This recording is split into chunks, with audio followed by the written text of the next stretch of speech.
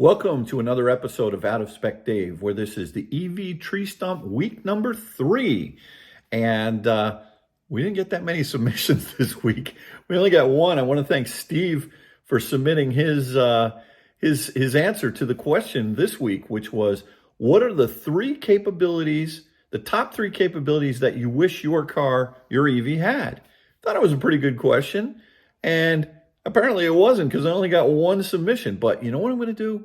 I'm going to do something interesting. I'm actually going to answer the question myself, and I'm also going to interview something that's going to be interesting. So stick with me. Let's get into it.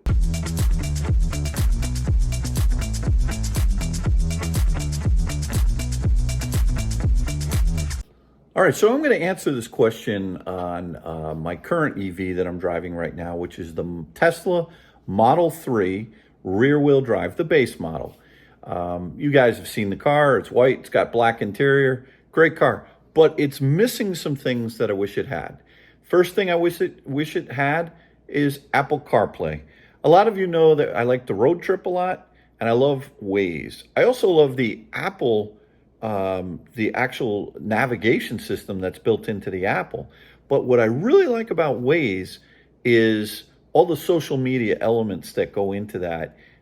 You can find construction zones, you can find potholes, fog, perhaps police, and get a little bit of a warning ahead of time that there is, the traffic's unbelievable, the routing is great.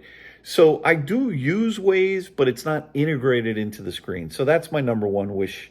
I wish Tesla and Apple would work together. The second thing that I wish the car had is cross-traffic alert. This is something that I've really grown to love in the Hyundais and also in my Lucid, where both in the front of the car, in the Lucid at least, we don't have, in Kathy's GV60, we've only got HDA, not HDA2, so it only has rear cross traffic alert. But the Lucid's got front cross traffic alert and rear cross traffic alert, which I find to be amazing. So I think that's pretty much a safety feature that's missing. And then the third thing that's missing out of the Teslas are the little, when you put your turn signal on, and you have, you can actually see if there's a car in your blind spot over by the mirror. And even if you don't put your turn signal on, you can actually, a light will come on, and it'll be either yellow or red depending on the danger zone of where they are if they're in their blind spot. Now, I know Tesla, they're really good at saying that, oh, it's a better safety car, a lot more safety features. And it's true, there are a lot of safety features, and they show all of that information on the center screen. But I want to see it over in the mirror, especially when I'm making a left-hand turn.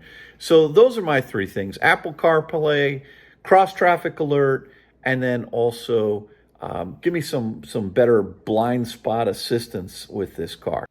Hey Dave, the three capabilities my Tesla 2022 Model Y long-range 7-seater is missing would be massaging seats. The other thing would be the boombox feature, where I could play custom sounds while driving around. Was really handy until it got taken away on our Model 3 before we got the Model Y. We'd play custom sounds driving through parking lots so people would hear us. Really miss that. And the third thing would be passenger side seat profiles. When the kids ride up front, they see all the way forward and all the way up to the ceiling. So when I get in, I bump my head, and my head's up against the glass roof. So that would be the 3 things I would say that my Tesla Model Y is missing. Thanks. Okay, so as I promised, I've actually asked the question of ChatGPT. Who else can you go to? Listen, if you guys don't send me submissions, I'm going to ChatGPT. I'm going to use some AI and ask the question of them. Or is it him or is it her? I don't know. But I asked ChatGPT. And the question I asked ChatGPT is, what are the 3 most desirable things missing in your EV? And ChatGPT was so kind to give me a nice answer. And they said, as an AI language model, I don't personally own an electric vehicle, EV. However, I can provide you with information about 3 commonly desired features that some EV owners or potential buyers might consider as missing in their vehicles. Number 1, longer range. Pretty good. Anxiety is a concern for many EV owners, particularly those who frequently travel long distances or live in areas with limited charging infrastructure. Having a longer electric range would alleviate this issue and provide more flexibility for extended trips without the need for frequent charging stops. Pretty good. You know what? I don't think I can argue with that. Number 2 from Mr. or Mrs. ChatGPT, I'm not sure who I'm talking to here, faster charging. Can't argue with that either. While charging infrastructure is continuously expanding, reducing charging time is still a desirable feature for EV owners.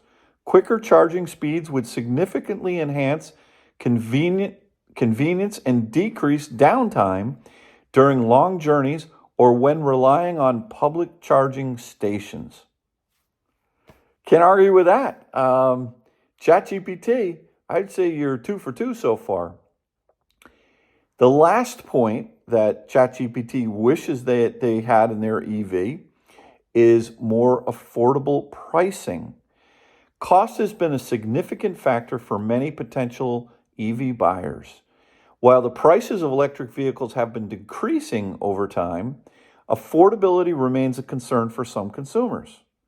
Lowering the initial purchase price of EVs would make them more accessible to a broader range of individuals, encouraging greater adoption of electric transportation.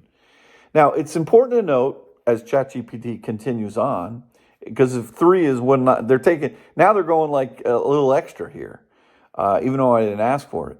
It's important to note that the EV market is constantly evolving and manufacturers are continuously working on improving existing models and introducing new features. Therefore, the availability and desirability of specific features can vary depending on the make, model, and year of the electric vehicle. That's pretty good. Very well written. And I would say that if you got kids in high school or college or grammar school, be careful if they're using ChatGPT because that was pretty darn good. So anyway, listen, that brings us to the conclusion of this video. I'm a little confused as to what to do going forward. Steve, thanks again for your submission. ChatGPT, I know you'll always be there for me, which is great. And of course, I can always answer my own questions. But the question I have for all of you is this worth continuing? This whole concept of me asking a question and getting feedback.